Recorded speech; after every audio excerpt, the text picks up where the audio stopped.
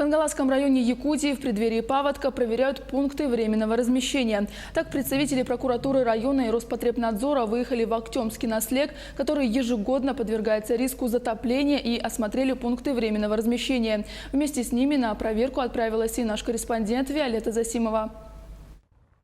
В Актемском наслеге в зоне затопления находится 256 домов. Ежегодно перед весенним половодьем в селах Актемца и Чапаева идет усиленная подготовка. Осуществляются подворовые обходы, настраивается комплексная система экстренного оповещения населения, в бюджете предусматриваются денежные средства на покупку материальных ресурсов, необходимых в первые дни паводка, и составляются списки людей для эвакуации в пункты временного размещения. Превентивные меры, предпринимаемые наслежной администрацией, обязательно проходят прокурорскую проверку. Ну, что самое интересное, больше всего готовы те муниципальные образования, которые чаще подтопляются. То есть, как правило, это ИМО, Актемский и наслег.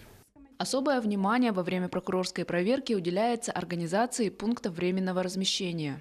У нас в этом году будут работать два основных пункта временного размещения граждан. Это вот в Актемской участковой больнице, в Малой академии наук.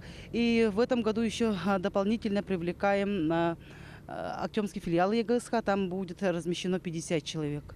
Так, ну, как правило, проверки мы проводим с Роспотребнадзором, проверяем в первую очередь это качество воды, ну и продовольствия, продукты питания.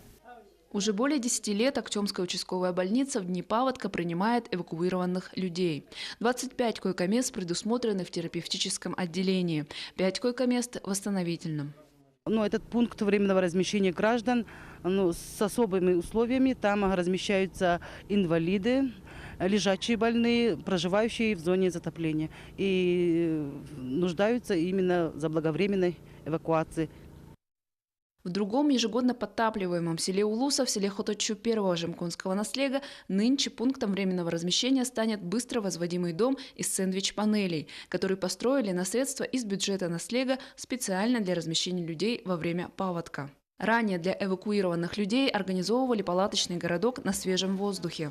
Всего в Улусе 12 подверженных риску затопления наслегов. В них нынче организовано 14 пунктов временного размещения.